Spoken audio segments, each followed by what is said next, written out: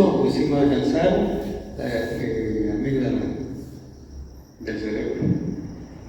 Y hay unas técnicas que usamos los psicólogos para tratamiento del estrés postraumático, etcétera, que llega a través del movimiento del ojo, ¿no? El movimiento rápido del ojo. ¿Y qué hacemos con esa técnica? Ponemos a descansar la amígdala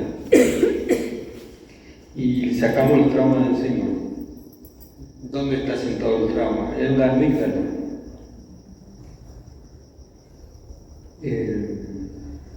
Para que un estímulo sea estresor tiene que ser nuevo, inédito para nosotros. Y ese estímulo es dependiente de la evaluación psicológica que de él hacemos.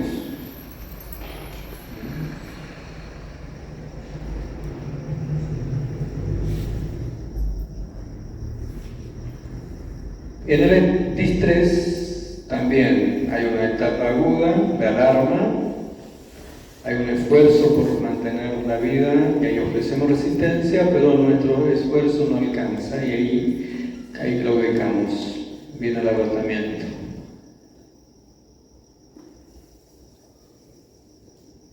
Cuando yo digo agotamiento, enseguida vamos a ver lo que significa.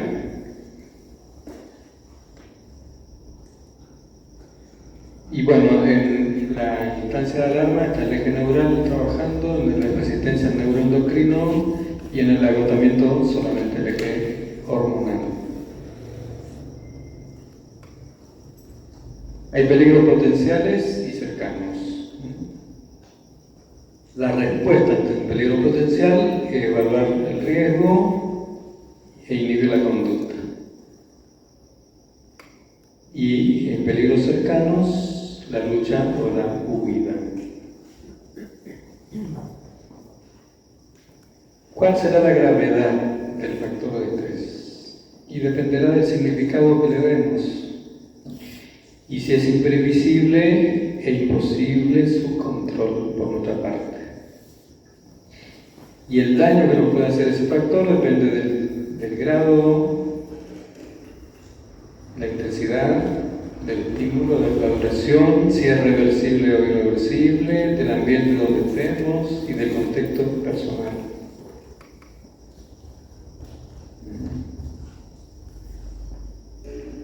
La alostasis entonces es la movilización de todo nuestro ser, bio-psico-espiritual, para afrontar esa situación y adaptarnos. Si no podemos, viene la carga alostática, que es equivalente a esa mochila gigante que no podemos llevar.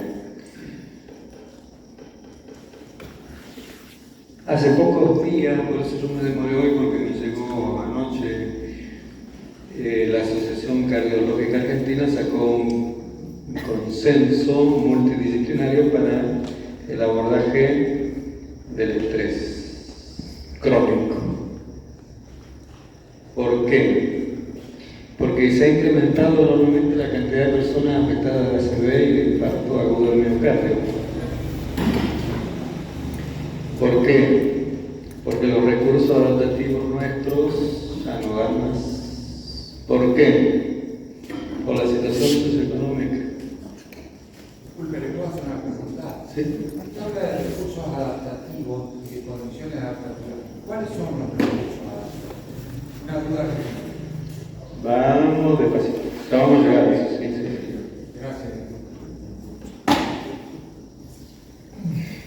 Bueno, estresores internos, ya dije el problema de conciencia, estresores externos, el clima, la economía, sucesos vitales y extraordinarios, la muerte de un familiar, un diagnóstico médico de enfermedad grave que no pueden hacer, sucesos diarios de menor intensidad como puede ser conflicto en el trabajo, y situaciones de presión crónica mantenida en el tiempo, la crisis económica del país. Y cada gobierno nuevo se esmera en agravarla.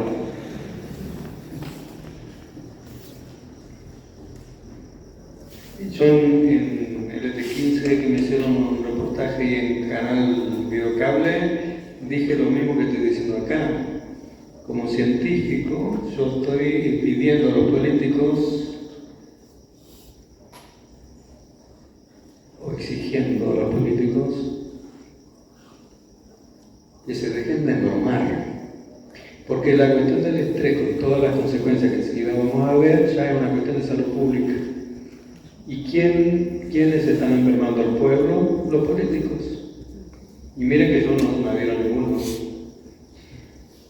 En mi equipo allá en Buenos Aires yo conté con el doctor Mariano Favadoro, porque venían a atenderse conmigo personas incluso de Estados Unidos, y las personas que toman psicofármacos necesitan control cardiológico de cada 3 meses para evaluar la onda QT,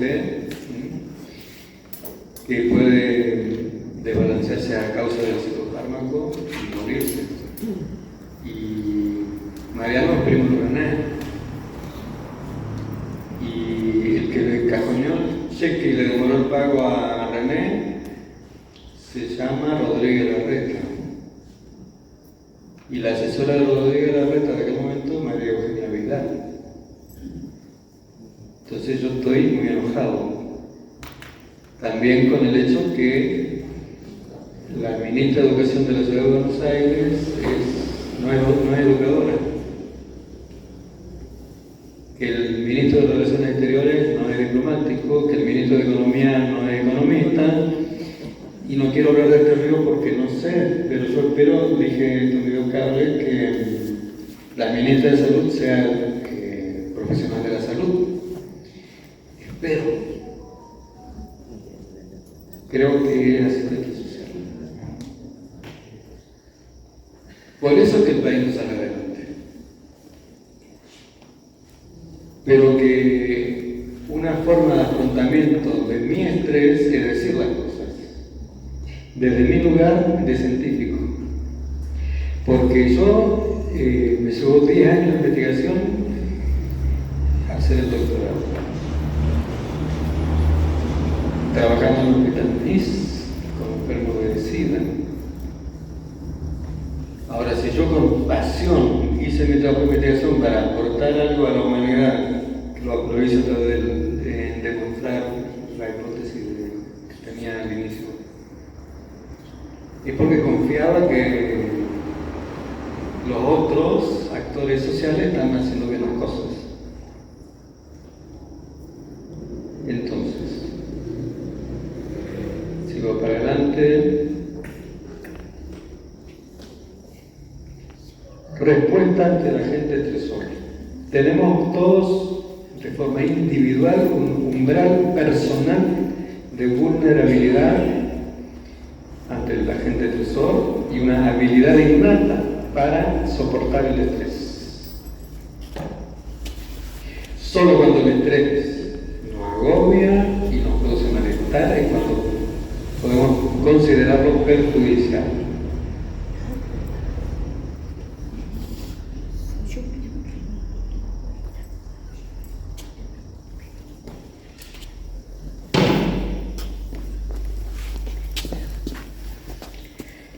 Bien. Qué fácil. ¿Qué podemos hacer? Bueno, que se mejore, señora.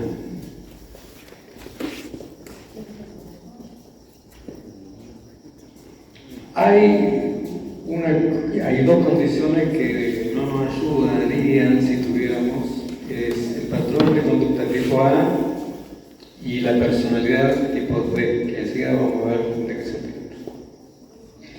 Tiene un patrón de conducta tipo A, que son, digamos, estas personalidades son candidatas al infarto. Son personas que hablan rápida y fuertemente, no se quedan quietos, viven con tensión muscular facial, tienen una actitud hostil, impaciente, de enojo y agresivas. No es el gen tango. Son personas con alta motivación hacia el logro, la competitividad y guiados por el éxito y la ambición. Son personas que viven alertas, aceleradas, hiperactivas y sobreinvolucradas en el trabajo y con una necesidad de controlar el ambiente. Ese es un patrón de conducta. Y una personalidad tipo D, se dice, en la clasificación internacional, es la típica personalidad del D3, que se caracteriza por suprimir de modo permanente las emociones negativas, no es que no las tenga, las tapa. Inhibe su expresión emocional y a causa de eso puede desarrollar enfermedad coronaria y desencadenar eventos agudos, como es el caso ampliamente documentado de la ira reprimida. Por eso un ídolo que yo tenía, Enrique Pinti. Enrique Pinti solo iba a ver quitado que otro día, porque además de hacernos reír, el loco decía en el escenario todas las cosas que yo no me animaba a decir. La puteada, ¿no? Y como soy choludo, yo siempre me esperaba que él saliera para saludarlo. Y personalmente era un abuelito bueno. Nada que ver con el personaje del escenario, ¿no? Se ve que el loco ahí le cargaba toda esa bronca y era como canalizador de la bronca de todo el público, ¿no? Y yo salía livianito. No hay que reprimir. Un amigo mío en Buenos Aires él abre la puerta de entrada y se encuentra con la bolsa de arena y los guantes de boxeador. Entonces agarra, le da la bolsa de arena, le da antes de encontrarse con la esposa. ¿Por qué? Porque si él recargara su ira de la calle con la esposa, ella no iba a bajar.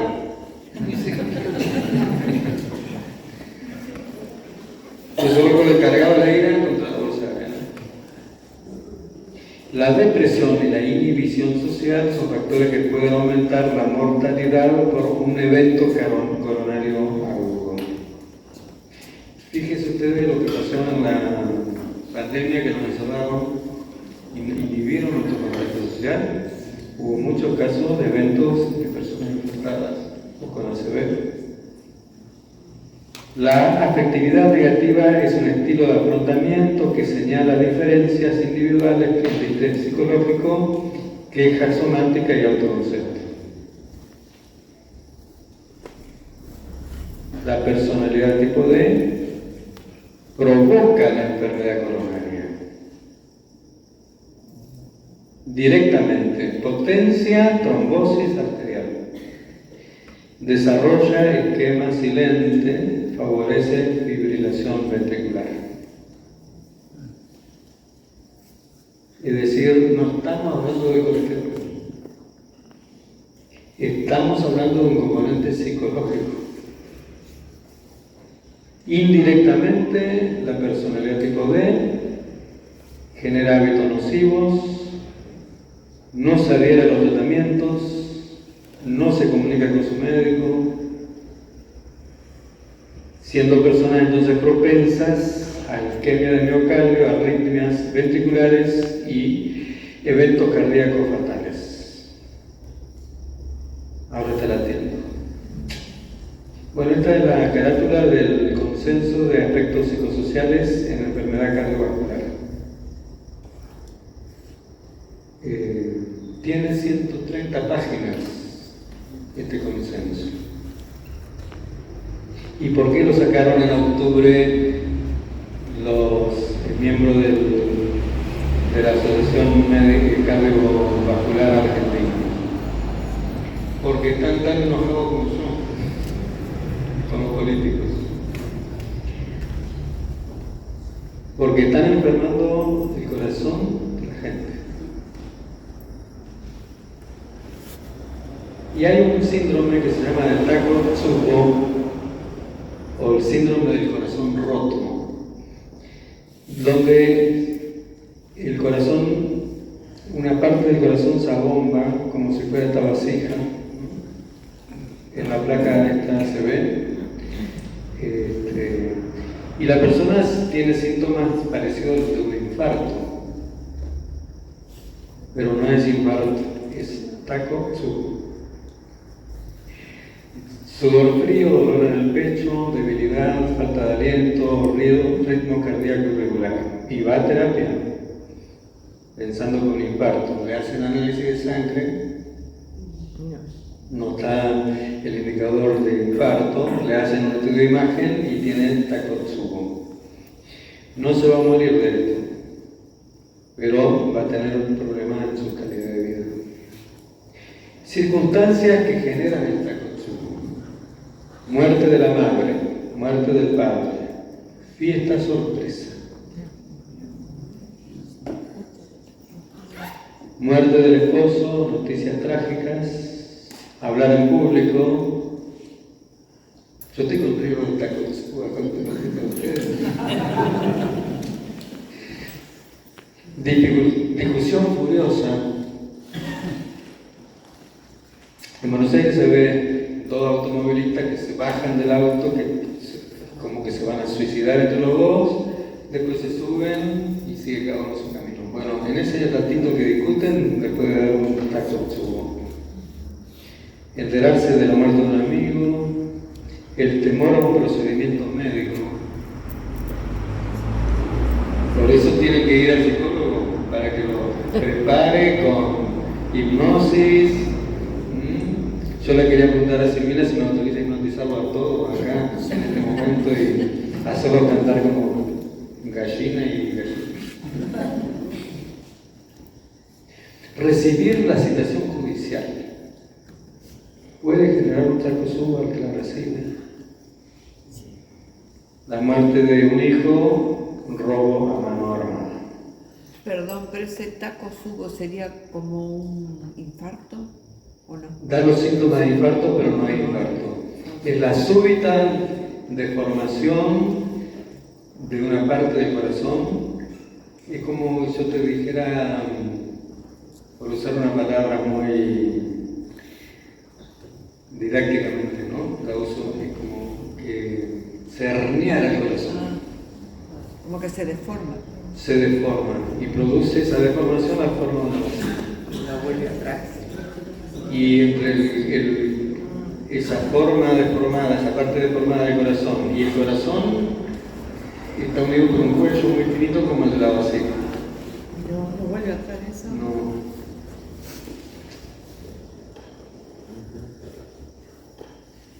Entonces, hay factores psicosociales asociados a eventos cardiovasculares.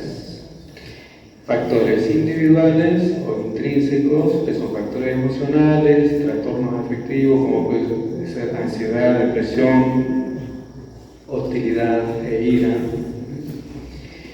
Y factores ambientales o intrínsecos, como falta de soporte social, bajo estatus socioeconómico, estrés laboral crónico, por trabajar mucho o por no tener trabajo. Estrés de la pareja y estrés del cuidador, de personas que cuidan a pacientes con Alzheimer y están en riesgo de padecer enfermedad cardiovascular. Por estos factores extrínsecos, que la Asociación Cardiológica Argentina sacó este consenso.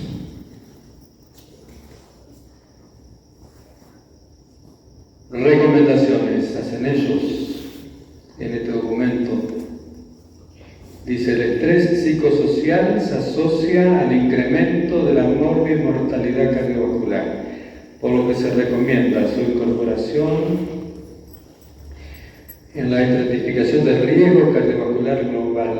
Se recomienda el abordaje integral del estrés psicosocial en pacientes con enfermedad cardiovascular.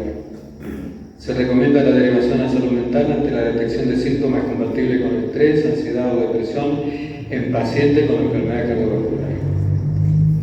Yo vuelvo para atrás porque vamos a releer los factores ambientales. Pero vamos a pensar no en nosotros, sino en Concord. Yo a poco de llegar, el año pasado vi, haciendo zapping en canal La Nación Más, un documental que filmó la BBC de Londres sobre los barrios más pobres de Concordia. Yo no podía creer. Son imágenes de Calcuta. Entonces, ¿cómo pretenden que José Muco no se enoje? Y yo tengo como científico decir cosas a los dirigentes políticos. Yo estoy por pedir una entrevista con el gobernador y espero que la ministra de Salud sea de colega mía. Porque no se puede improvisar, no podemos improvisar. Bien, yo quiero que se vayan tranquilitos.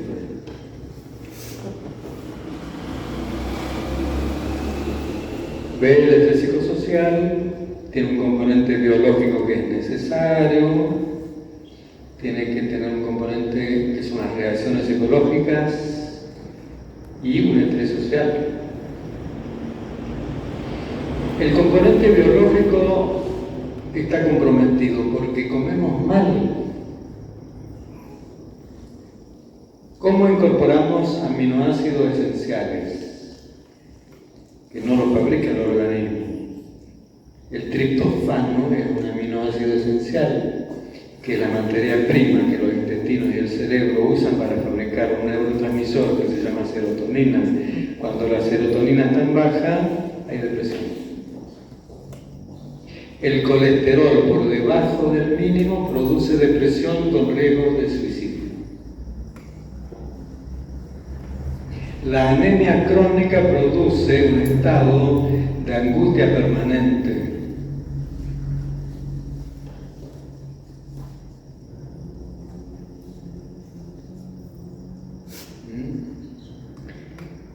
Entonces el componente biológico está comprometido por desnutrición.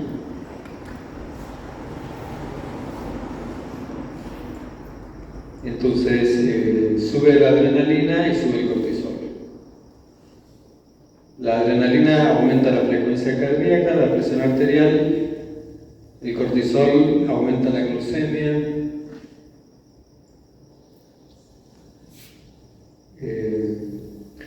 baja las defensas. Entonces una persona portadora de VIH, en este contexto de estrés crónico social, se le bajan las defensas y puede ser un desarrollo de SIDA.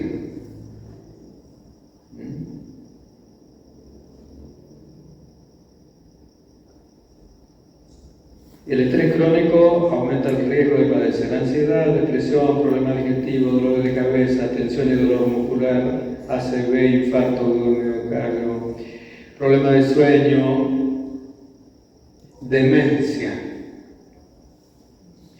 El estrés crónico es predictor de demencia. Y el estrés crónico activa los oncogenes. O sea, cuando yo llegué a Concordia me dijeron que ha subido mucho en la región el índice de personas que padecen cáncer. Bueno, ¿qué dispara, qué activa el gen del cáncer? El estrés. Un modo de estrés muy particular que se denomina estrés inescapable. Cuando la persona está en una situación, atrapada en una situación y siente que no va a poder salir de esa situación, ahí se le activan los oncogenes. A los 2 años le diagnostican el cáncer. Por eso hay que hacerse los controles, varones y mujeres, oncológicos, de prevención. Los varones van al neurólogo, las mujeres al ginecólogo, porque detectado tempranamente el cáncer es curable. Y hay 2 años entre que se activa el oncogéneo, que hace síntomas, pasan 2 años. Si vos lo agarrás al año, da tiempo. A los 2 años hay metástasis.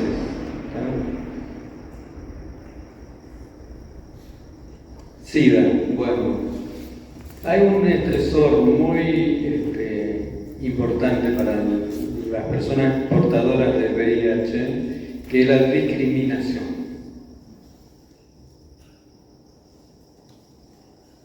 Y el VIH está al lado nuestro siempre, porque no solamente se transmite a través de las relaciones sexuales. En Buenos Aires yo atendía a un matrimonio de abuelitos. Él murió a los 102 años, el paciente más longevo que tuve, ella a los 92. Y tuvieron un nietito que tenía hemofilia. Y en una transfusión le transmitieron el VIH y murió por SIDA.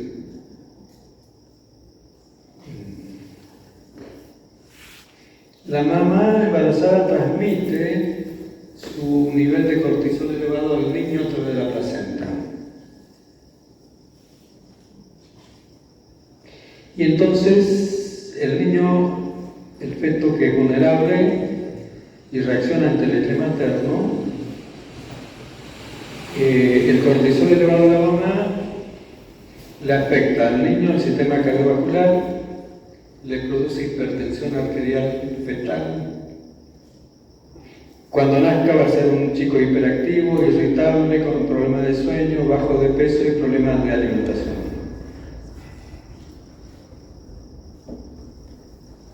Ese niño, estresado por el cortisol de la mamá en gestación, cuando nazca va a nacer con atrofia hipocampal, que es la sede de la memoria, o sea, va a tener problemas de aprendizaje.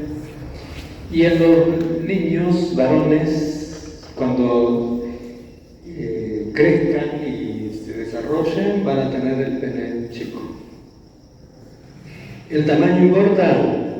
Sí que importa, sobre todo al varón, porque la psicología masculina se desarrolla la autoestima también con los genitales incorporados. Entonces, así como para la chica el tamaño de las mamas es importante y tienen baja autoestima si tienen mamas chiquitas o muy grandes. Yo tuve una paciente que se operó el año pasado de mamas muy grandes y que era un problema para ella, ¿no? Bien. Y a nivel neuroquímico, el niño va a nacer con una inmunoglobulina G baja, o sea, con déficit en el sistema inmune. Ese niño va a tener dificultades en la adquisición de aprendizaje discriminativo, problemas en los procesos de memoria y en la función ejecutiva, disminución de conductas exploratorias. Cuando son deambuladores, vieron a los 2 años que van y vienen, investigan todo, bueno, el nene víctima de estrés de la mamá, no lo va a hacer. Disminución de memoria asociativa, déficit de atención y concentración.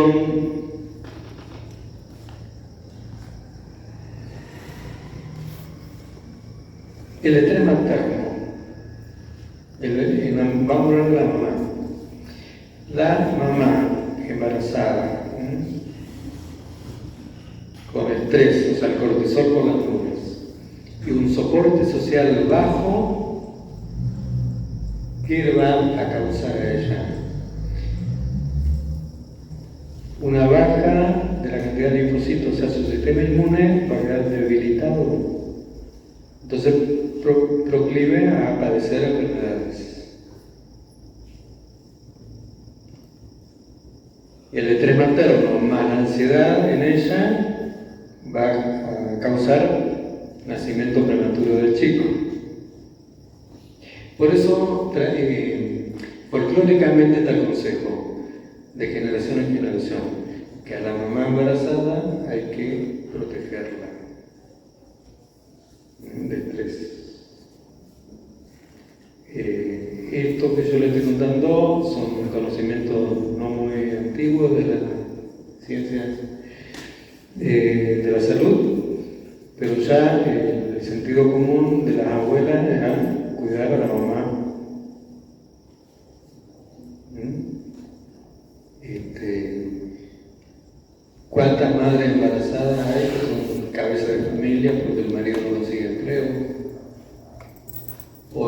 castigadas por los mismos maridos.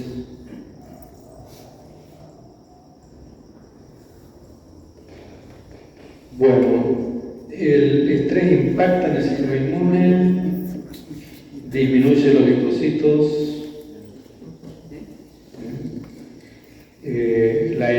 hay una inmunocompetencia disminuida a causa del estrés, disminuye la producción de anticuerpos, disminuye la respuesta del cuerpo a los estresores biológicos. El distrés, en situación de distrés, cesa la fertilidad. El estrés psicosocial crónico afecta la memoria. No se registra la información, por eso no se la graba, no se la retiene y no se la puede recuperar. Y es predictivo de demencia. De cáncer ya hablé. El estrés, dice el doctor Rossetti, es una reacción inflamatoria crónica de bajo grado. Bueno, esto es estrategia de afrontamiento, va a ser el tema del próximo encuentro. Yo quiero cortar acá para que hagan preguntas y si sé las respondo y si no, le voy a decir que no sé. Bueno, he procurado hacer una síntesis de síntesis. Espero que se vayan con alguna idea clara.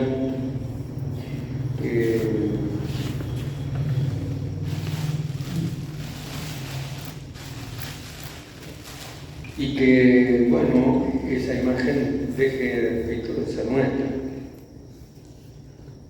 En el próximo encuentro, la psicología, a través de los conocimientos que hay en psicología, yo le voy a dar orientaciones prácticas de cómo manejar el estrés en la vida cotidiana en Concordia, Argentina. Y los recursos los tienen. Hoy yo el objetivo era ayudar a tomar conciencia de lo que significa el estrés, a qué nos expone el estrés. Nos lleva al riesgo de infarto, de accidente cerebrovascular, de demencia, de cáncer.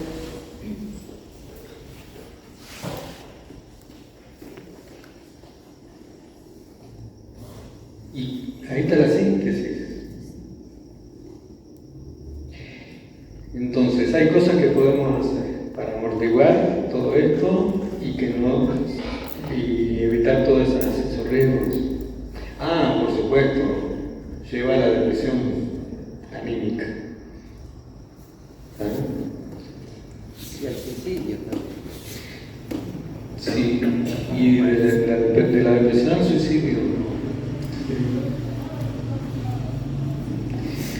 Si se van con estas 5 ideas, ya está. Se justificó que yo haya escrito 133 diapositivas y que ustedes hayan tenido y invertir este tiempo valioso de su vida en este rato. Y como han puesto así los asientos, yo me siento abrazado por ustedes. Y espero que ustedes se sientan abrazados por mi corazón. En el momento de las preguntas o del intercambio, aportes.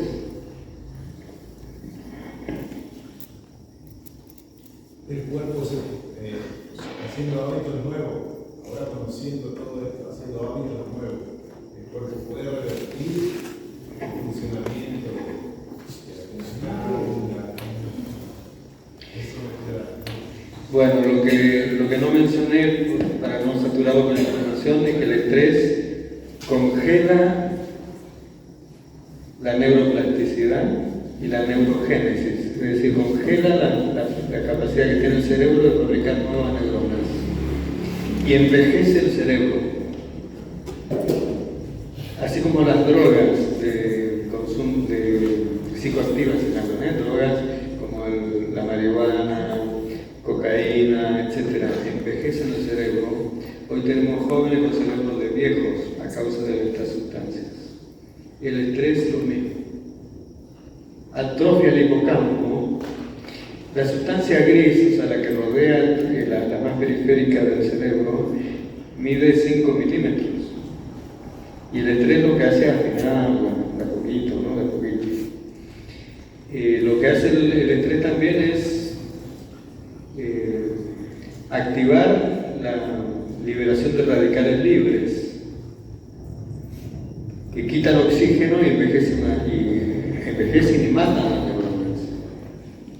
Bueno, entonces, cuando uno empieza a adoptar libremente un estilo de vida saludable, todo ese proceso de injuria, se llama, de daño a las neuronas, cesa.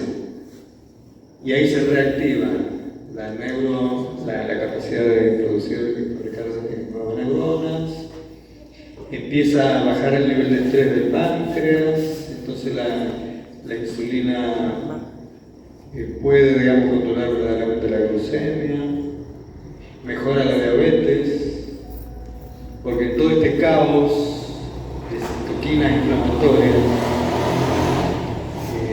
la persona con diabetes empeora. Y entonces, con un estilo de vida saludable, toda esa injuria orgánica y psíquica cesa y empieza a regenerarse. Sí, estamos a tiempo. El estrés también logra, a través de la inflamación arterial, desprender partes de colesterol adherido a la arteria y generar un infarto. Es decir, no tenemos opción, tenemos que salir de esta situación de estrés con medidas de psicohigiene y de dieta saludable, una vida saludable. Ahora, el estrés es una situación del hombre, del ser humano, pero los animales también la sufren. Sí. Es decir, que el solo hecho de vivir ya explica Sí. que padezcamos estrés. El tema es en qué grado, en qué medida y en qué medida la podemos manejar o soportar. Es inherente a la vida humana, ¿no? Ahora, no se improvisan las cosas. Por ejemplo, ahí vemos que el síndrome de japonés se produce cuando uno, por ejemplo, recibe la noticia de que murió un hermano o un hijo. Y bueno, ¿cómo afronta uno la situación? Yo dije con todo lo que uno tiene. Yo trabajé un tiempo en el Hospital Rojo de Buenos Aires, un hospital que depende de la Universidad de Buenos Aires, de la UBA, y especializado en cáncer. Llegamos al caso más grave del país. Y un día me pidieron que yo atendiera a los padres de un joven de 18 años que había sido diagnosticado ese día de un tumor cerebral y los médicos no le daban al joven más que una semana de vida. Y yo tenía que atender a los padres cuando los médicos le iban a dar el informe al hijo. O sea, los médicos iban a ir a la habitación donde estaba el chico a informarle que le quedaba ese tiempo de vida, y yo tenía que contener a los padres en ese momento. Entonces les pregunté si adherían a alguna fe religiosa.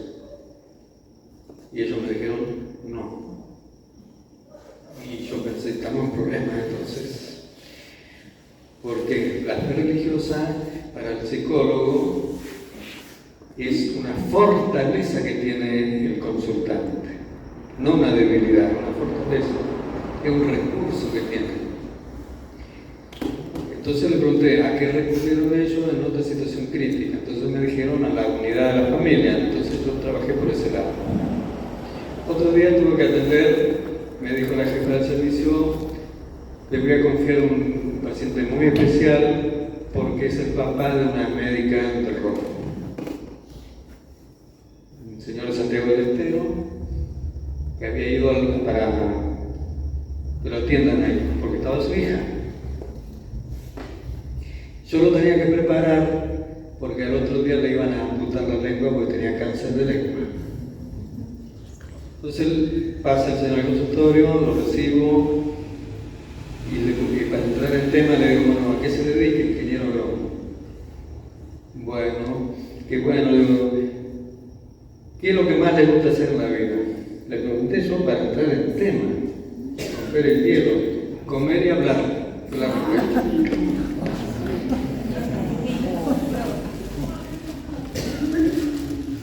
Y yo tuve que prepararlo para que por el otro día yo no tenía lengua. Pues saqué recursos a apelar, uno para él en este caso afrontar su situación límite.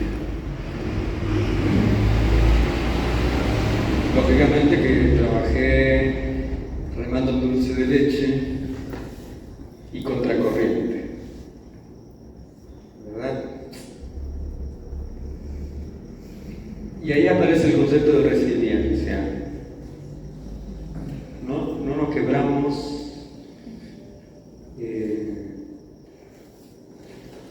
¿Vieron un resorte? Cuando uno le pone un peso se aplasta, cuando uno le saca el peso recupera la forma original. Esa resistencia se llama resiliencia, pues es un concepto de la mecánica.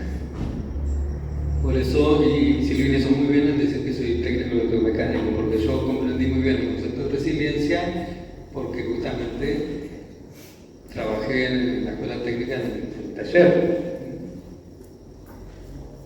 Bueno.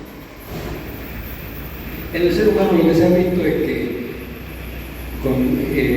ocurre algo más. No solamente después de superada la situación crítica, recupera su forma anterior, sino que recupera una forma mejorada. Por ejemplo, esta paciente que le han gustado la pierna, baila. Ella integra un grupo musical y canta rock con la pandereta.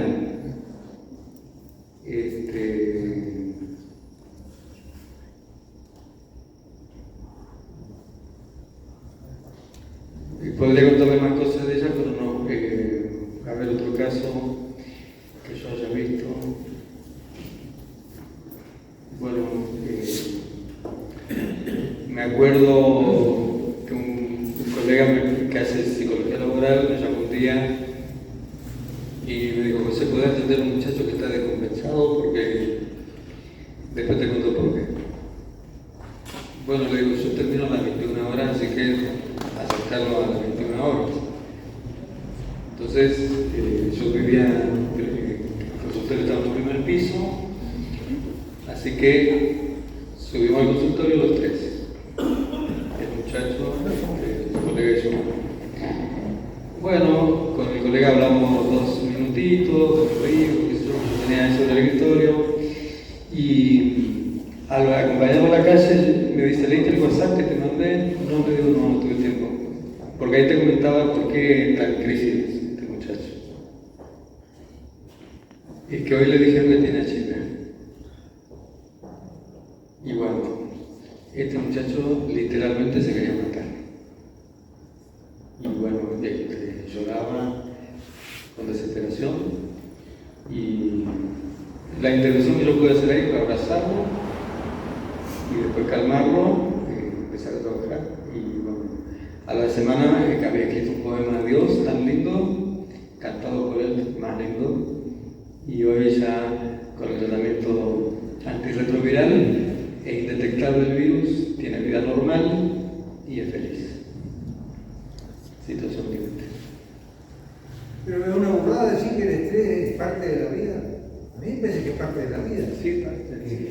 Lo que pasa es que cómo nos entrenamos para ir superándolo, que no nos afecte. Bueno. Y además cuando nos afecta no es otro que nos tiene que decir, pero vos estás estresado, claro, o va al médico y dice, bueno, ahora tengo que hacer otra cosa. Uno puede ser feliz y estar estresado. Pues si no, me parece que digo, El problema es el distrés, porque el distrés gatilla una serie de cascadas neuroquímicas que te arruinan el cuerpo. Ese es el punto. La parte del estrés que tenemos creo que que... tuvo una CB hace un año. Una CB que tuve 5 días de terapia y estaba bien loco. Bien, digamos. Pero a mí me parece que el estrés es parte de la vida. El tema es cómo uno se va entrenando en superar los problemas. El tema del estrés que decíamos está el eustrés y el distrés. El tema es promover el eustrés y eliminar el distrés de nuestra vida, de todo lo que podamos. El distrés es lo que gatilla la cascada neuroquímica nociva.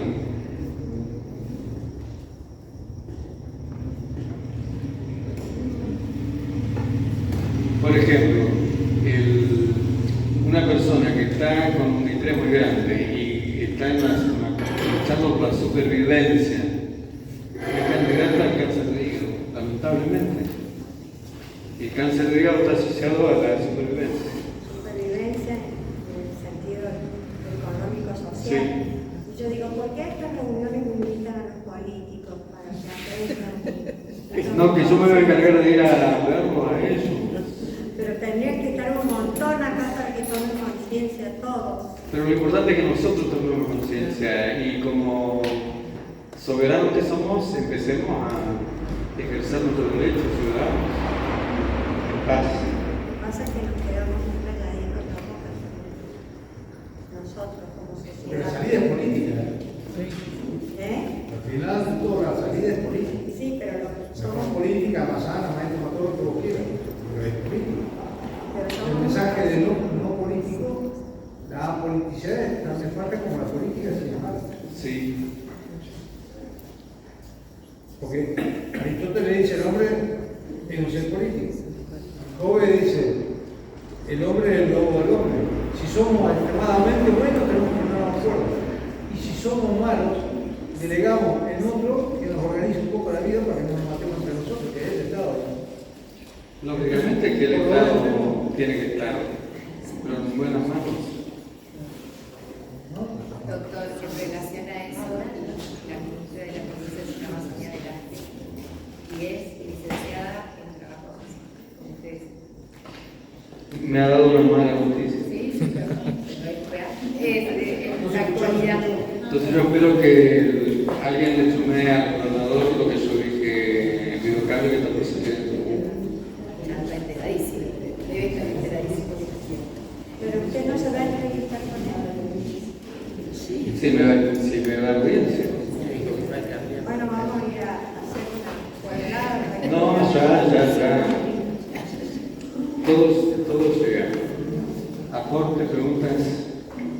Yo quería aprovechar que, como usted dice, que se va a reunir o pidió para reunirse con el gobernador. Yo tuve un intento de suicidio y lo que procedió, digamos, lo que hicieron, lo que siguió a todo lo que pasó, el protocolo que siguieron, fue subir una ambulancia y llevarnos a la 8. En el medio de la noche me acostaron en una cama, apagaron las luces y me dejaron ahí. ¿Te dieron alguna medicación? Me dieron suero, digamos. Y ahí te habrán puesto algo. Claro. Entonces, a mí eso me generó, con todo lo que yo estaba sobrellevando, en un momento de contención que yo necesitaba, no lo tuve. En ese momento que yo lo esperaba, ¿Te dejaron solo? me sentí como que me tiraron y me dejaron a la deriva. Entonces, si le pueden comunicar, por favor, un momento de debilidades que está teniendo una No, con el persona intendente así, tengo que hablar. Yo tengo pensado ir a hablar con el intendente también. claro, que Lógicamente que voy a cosechar mucho no esta noche acá. es así como se tendría que tratar a esa situación. debería haber más contención profesional. Lo que pasa es que la contención profesional viene del lado de lo humano. Si vos ves al consultante como una biología, un cuerpo, ¿viste? Hay que humanizar la medicina. Una familia atrás, y una familia atrás, porque atrás de las puertas estábamos plantaba la familia. Sí, y no lo dejaban entrar. No nos dejaron entrar, pero entramos hijos. Entramos todos. Y sí, Todos. para darle solo lo que ustedes pueden darle, Y que lo afecte. sacamos en 20 minutos, lo sacamos. Porque si no, ahí. Carolina recién venía la persona y era un miércoles porque era Feriado de larga. Pero había una familia. Y es muy importante la familia. Y sí, lo más importante.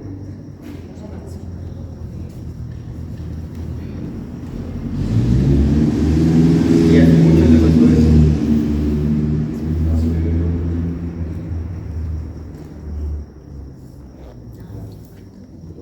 Yo estoy tratando. Bueno, bien. ¿Cómo es tu nombre? Iván. Iván. Bueno, le damos un abrazo. sí.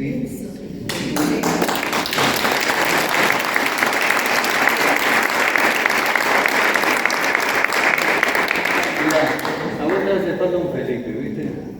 ¿Qué? Un Felipe que es un labrador. La mascota. Pero tiene que ser labrador. Tengo 3 gatitos ahí que soy del palo de los gatos yo y me hacen el día más agradable. Sí, un Felipe casi que no es recomendable porque lo amas como un hijo. Con mi amiga Mónica, ella también tiene labradores. Y lo conoce a Felipe y yo al Toro. ¿Cuál sería el mejor antídoto para el estrés? Bueno, eso viene el cuento que viene, pues si yo le digo todo ahora no van a venir el cuento que viene. ¿Le sirvió para algo? Sí.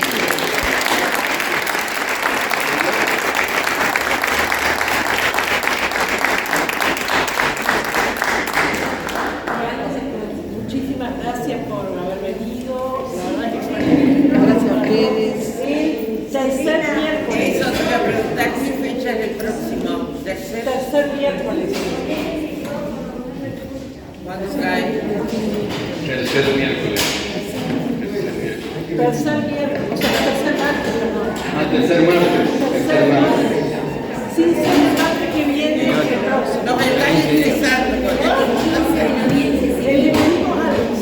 Le pedimos al Padre Dante que nos haga una bendición para irnos a dormir relajados y sin estrés. Para terminar esta Pero fíjate si está estresado el padre. Está estresado el padre. anda en bicicleta el Padre. Sí. Y cae en la tierra y la bicicleta hasta el agua. Sí. Yo creo que esto nos ayuda a descubrirnos como seres humanos, ¿no?